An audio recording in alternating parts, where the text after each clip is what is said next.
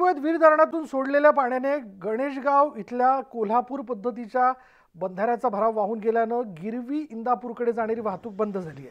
काही दिवसांपूर्वी लाखो रुपये खर्चून इथे भराव आणि रस्त्याचं काम झालं होतं आणि आता वीर धरणातून नीरा नदीत सोडलेल्या पाण्यामुळे माळशिरस आणि इंदापूर तालुक्याच्या सीमेवरील या बंधाऱ्याचा भराव जो आहे तो पाण्यामुळे वाहून गेला आणि त्यामुळे शेतकऱ्यांचं मोठं नुकसान झालं।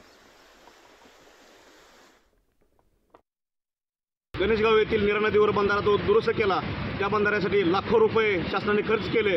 त्या ठेकेदारांनी निकृष्ट दर्जाचं काम केलं। आता नीरा नदीला पाणी आल्यानंतर तो बंधाऱ्याचे एक बाजू पूर्णपणे वाहून गेलेले आहे। तेथील शेतकऱ्यांचं भयंकर नुकसान झालेलं आहे। तरी मी शासनाला विनंती करतो की ज्या ठेकेदाराने हे काम केलेलं आहे त्या ठेकेदारावर तात्काळ कारवाई करण्यात यावी। गेल्या 8 दिवसांपासून अमरावतीच्या मेळघाटमध्ये जोरदार पाऊस कोसळतोय। सततच्या पावसामुळे मेळघाटातील रस्ते जलमय झालेले आहेत। मेळघाटमधील चिखलदरा तालुक्यातील कारंजखेडा गावच्या नदीच्या पुलावरून पाणी वाहतंय। नागरिकांना या पुराच्या पाण्यातून जीवघेणा प्रवास करावा लागतोय आणि या गावात जाण्यासाठी पक्का रस्ता आणि मोठा पूल उभारून देण्याची मागणी जी आहे ती गावकऱ्यांनी केली आहे। जिलाधिकारी साहब या आमदार खासदार साहब इन सबको मेरा निवेदन है कि कारंजखेड़ा गांव में जल्द से जल्द एक गांव के नज़दीक में पुलिया का व्यवस्था की जाए।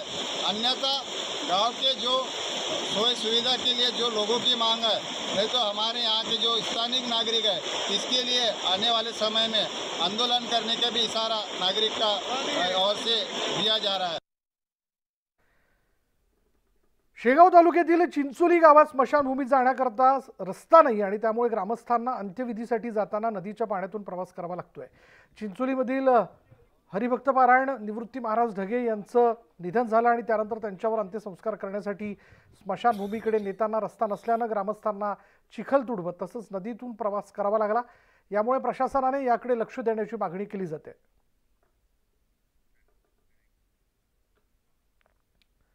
तर मावळ तालुक्यात मुसळधार पाऊस झाल्यानं इंद्रायणी नदी आणि पवना नदी दुथडी भरून वाहते आहे आणि त्यामुळे पर्यटकांना जिल्हाधिकारी यांच्या आदेशानुसार 29 जुलैपर्यंत बंदी घालण्यात आली। मात्र बंदी असताना देखील पर्यटक सर्रासपणे पर्यटनस्थळी येताना दिसून येतात। पोलिसांचा बंदोबस्त असताना देखील पर्यटक सर्व आदेश झुगारून वर्षा विहार करण्यासाठी कुंडमाळा परिसरात येत आहेत।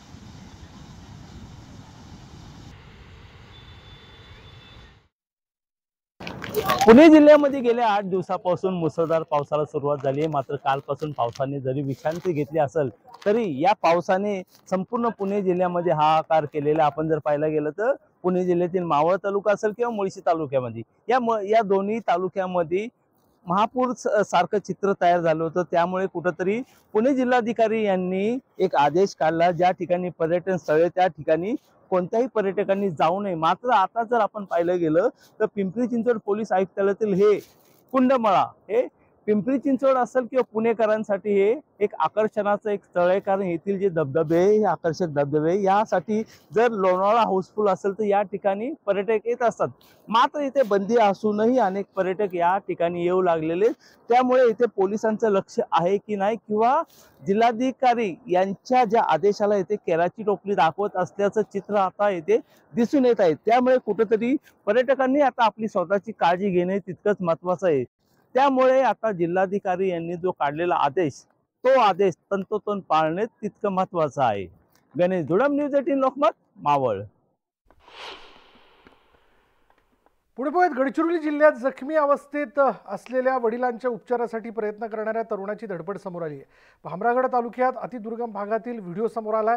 पित्याला रुग्णालयात नेण्यासाठी मुलाने मित्राच्या मदतीने खाटेची कावड करून चिखलात तब्बल 18 किलोमीटरची पायपीट करत त्यांना उपचाराकरता रुग्णालयात नेलंय।